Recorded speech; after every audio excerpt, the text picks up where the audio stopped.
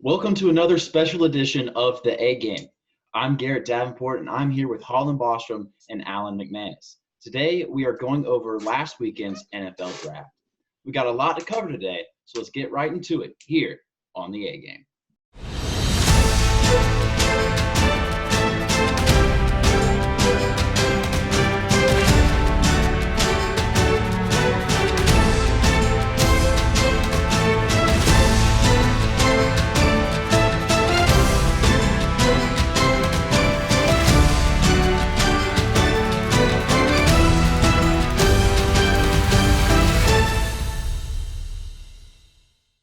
Last weekend, we saw the 2020 NFL Draft in all of its virtual glory. We saw two App State players get drafted in the pros. Darrington Evans got drafted 93rd overall to the Tennessee Titans, and Hakeem Davis-Gaither drafted 107th overall to the Cincinnati Bengals. So speaking of Darrington, is he a good fit for Tennessee? Well, I think that he is the perfect fit for that Tennessee Titans offense. You already got a bell cow in Henry. I mean, this is a guy 6'4", 220. I mean, he's a linebacker running with the ball. So you can't just and especially he's in his third or fourth year toting the rock the way that he does. So he's got a lot of mileage built up on those legs and that body. And I think that Darrington Evans is the perfect guy to go in there on passing downs, go in there on third downs. And those types of like situations where it calls for a little more of a scat backy kind of running back. And I think that he will blossom being the 1B to the Derrick Henry's 1A. Right. I think the energy, I really think that the energy that Darrington brings is his biggest asset. You talked about with the absolute train that Derrick Henry is, it would honestly behoove the Titans organization to pick up a guy like Darrington because of his speed. He's seen a lot of like special teams time here as well. Sometimes he was one of the main kick return guys alongside Thomas Hennigan. And especially one touchdown to me comes to mind when they were playing UAB on that fumble, the scoop and score, and he just turned on the Jets and let it go. So he's a guy that they can use almost anywhere on the offense as, possibly a wideout on like a trick play or, Derrick Henry playing a little bit of fullback possibly. Whoa, no. Running. Put them both in the backfield. Right, exactly. Wow. And I think that would be an incredible 1-2 punch for the Titans if they can work that out. All right, guys, what kind of impact do you expect from him in his first year? I'm not really sure how much of an impact he'll have. It'll definitely be some growing pains for sure. Definitely need to see how the Titans use him. If they're going to use him as heavily as he would like to be in his first year. I think that where he was drafted in the third round, it wasn't really a running back heavy draft, I would say. The first running back that went overall was Clyde Edwards-Helaire from LSU, and he went in the very last pick in the first round. So I think that they'll definitely be cautious to use him, but I don't think that they'll be afraid to use him because he's definitely been a force on the App State offense for the past few years. This past season, he put up 1,400 rushing yards, just 20 shy of 1,500, and he had 18 rushing touchdowns, and I think it was a total of 24 as well, which is honestly a big testament to how he can help carry an offense. So it just depends on how they can work him into it. And speaking of like working him into the offense, Dion Lewis was the scat back there in Tennessee for the last couple of years. And, he's a small, slight of build. He's smaller than Darrington, but still that like home run kind of threat. And he had about 600-700 yards receiving over the course of those 2 years. And I think about 500 yards rushing with some touchdowns sprinkled in there. I think that you can expect at least what you would have expected out of Dion Lewis from Darrington. Maybe a couple 100 yards, a couple of touchdowns rushing, and same thing receiving. If you get him out on a screen pass, that he has the chance to and the ability and the skill to be able to take that thing 75 yards to the house. So I think that in year one, I don't think that Darrington is going to compete for any Rookie of the Year awards or anything, just because simply he won't have the opportunity, the touches, because you got Henry in the backfield. But I don't see any reason that he can't come in and compete and get burned, get some playing time, get some touches, and make an impact for a team that went to the AFC Championship game last year. You know, he's going into a good team. So it'll be exciting to see what he can do for the Titans. Well, Holland said earlier, he said it really wasn't a deep draft for running backs. So are you guys surprised that he only went 10th? He was the 10th running back to get selected? I'm not surprised. I'm not surprised at let's put it this way. I'm not surprised at the round he got drafted in, but I am surprised at the fact that he was the 10th running back selected. I mean, this was a guy that had the second fastest 40, and you know there's a couple of GMs in the NFL where you run a 4.3 40, they're drooling all over you.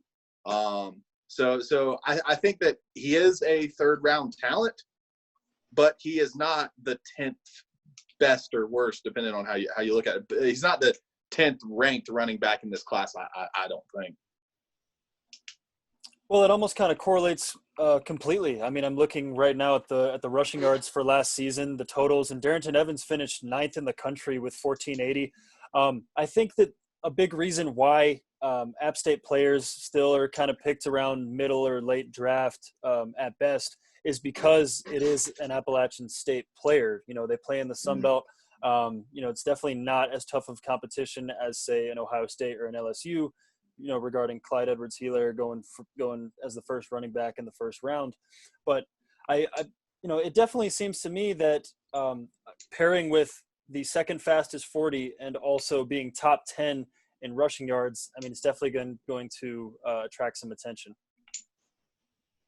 So what are some of Darrington's strengths and also some of his weaknesses? I think that most blatantly his speed. His speed is incredible. Like I said, he had the second fastest 40. I mean, we just keep running off on that. I mean, a lot of people place a lot of stock in a 40 time, but you know, we've seen how Darrington's very elusive, how when he gets into the open field, he turns on the jets and he just sends it downfield. And to me, that's his biggest strength. His biggest weakness, I'm not really sure. You know, I think definitely it would show during his play in the NFL. I think that if we played, you know, if App State had played some more top 25 teams, we might have gotten a better look at some of his weaknesses. But I guess just like his size, a lot of people talked about how he doesn't have the bulk, I guess, for an NFL running back, but he's definitely going to try and prove them wrong in that regard. So I think for Evans, his biggest strength, and it's along the same lines as what Holland is alluding to, but it's his one plant cut. When he puts, you know, he's running off to the right side, and he plants that right foot in the ground, he is launching himself downfield. And you know, some guys, they round off their cuts. And, you know, when that guy plants, he goes. So and because he has that burner speed, then once he goes, ain't nobody gonna catch up to him. I think that his weaknesses, I do agree with you, Holland. It is kind of hard when you have the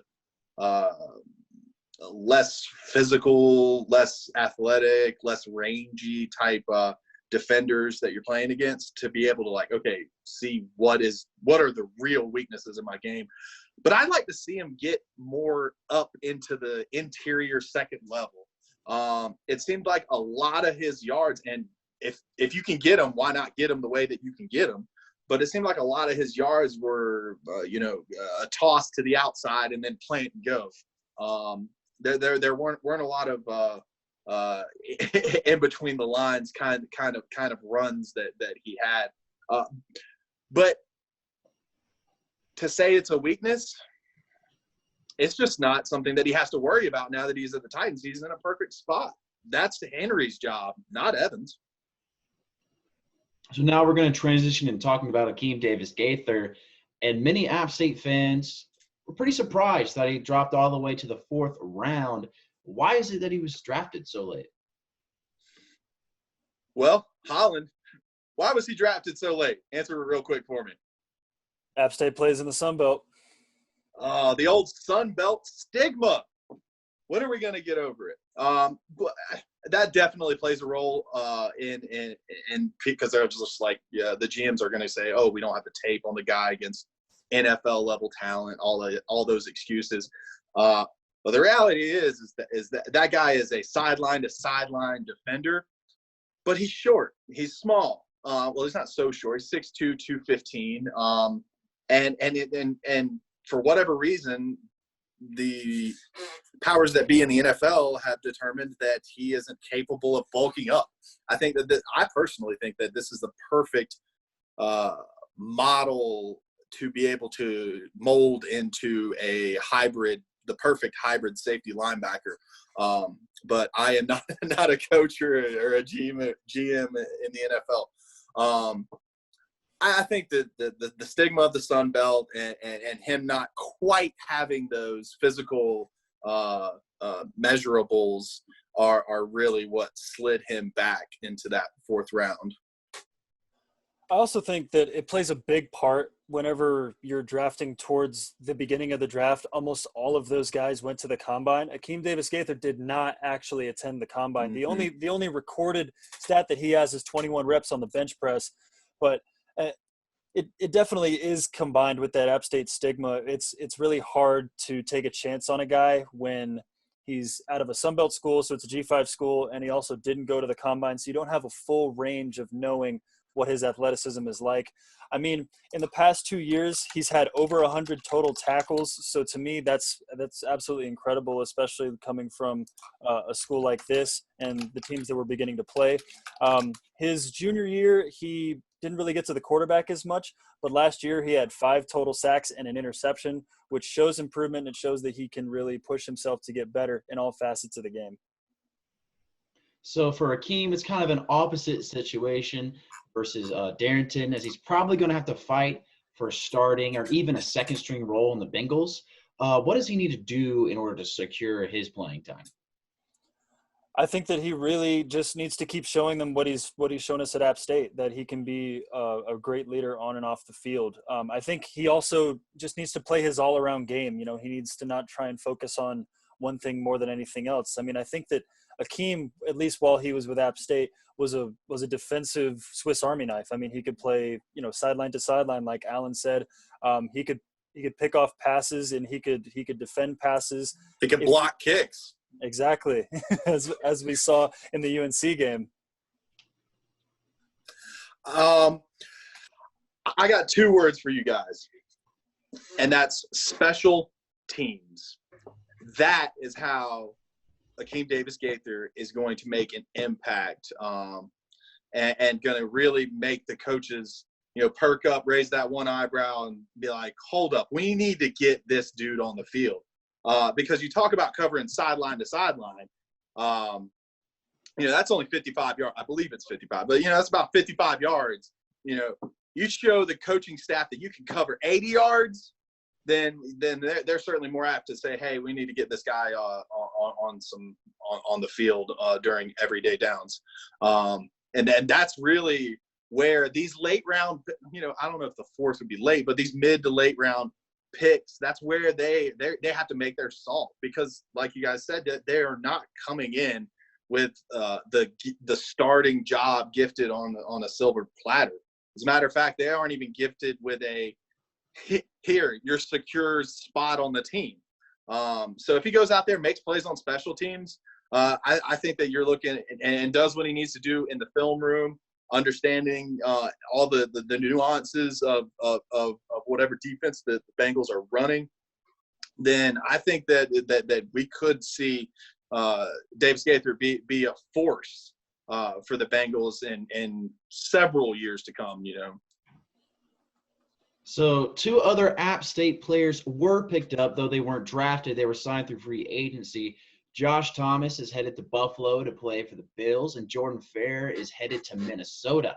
So we're going to briefly talk about these guys. What kind of impact could either of these guys bring to the table? Well, arguably, Jordan Fair had as big an impact as a leader, the emotional kind of thermometer for for the App State defense. And I think that, yeah, the dude doesn't get drafted, but I think that he's the type of guy that goes into a training camp and all he does, he's not going to blow you away. He's not going to Jadeveon Clowney hit the running back and knock the helmet back 7 yards. But what he's going to do is just consistently be in the right places at the right time. And I don't see any reason that Jordan Fair shouldn't make that team, honestly. And to Josh Thomas's point, I believe our resident Viking fan is Christian Emery is pretty excited about the pick. He said that the Vikings, they need the help, and Josh Thomas, he was a great player for us for all 4 years, and I think that he has those leadership qualities too that Jordan Fair possesses, and those types of leaders are the ones that you want on your team, on your defense, right next to you in the trenches. So I think that Josh Thomas and Jordan Fair have every bit of chance to make their teams as any undrafted free agents out there this year. Yeah, I think that Jordan Fair, his stats from his final season were very similar to Akeem Davis-Gaither's. I mean, he got to the quarterback. Sometimes he was able to get a single interception. He had a few passes defended, and he had a whole lot of tackles. He had 107, which was the most on the team last year. And Josh Thomas, his last 2 years at App State, he didn't get as much playing time his junior year, but he was able to come up with 4 interceptions. And then the following year, he almost doubled his total tackles, but his interceptions did go down, but his passes defended stayed the same. So we could look at that as an inconsistency, but I definitely think that Josh Thomas could also bring a very, very much needed depth to that Buffalo Bills squad. What do these guys need to do to secure a spot on the depth chart? What specifically do they need to show these coaches?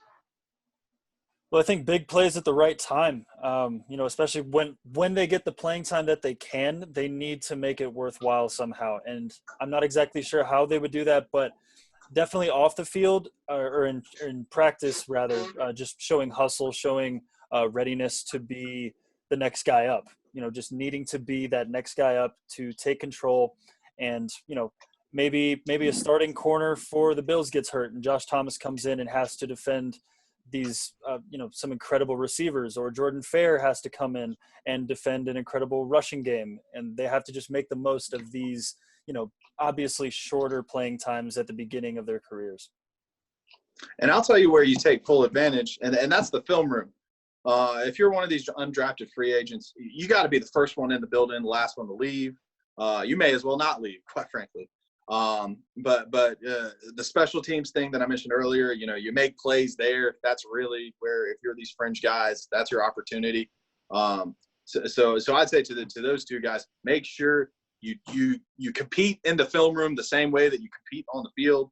And when you get your opportunity, whether it's at your designated position, linebacker, corner, or whether it's on kickoff coverage, take advantage of that one opportunity, because it may be the only opportunity you ever have. Terrell Davis, for example, and I don't want to deviate here too much, but this proves my point. Terrell Davis, he was an undrafted free agent out of Georgia. I think he was either undrafted or like 6th or 7th round, but one of those guys where you're not guaranteed a roster spot. And he's the 5th string running back. They put him on kickoff coverage team. He goes down and absolutely demolishes the returner. And what do? They say, all right, Terrell, get your butt in there. You're playing running back. And he took it and literally ran with it all the way to Canton in a Hall of Fame jacket. So you have to take advantage of your opportunities when your opportunity presents itself. That is all the time we have for Holland Bostrom and Alan McManus. I'm Garrett Davenport. Thank you for tuning in to the A Game. We'll see you next time.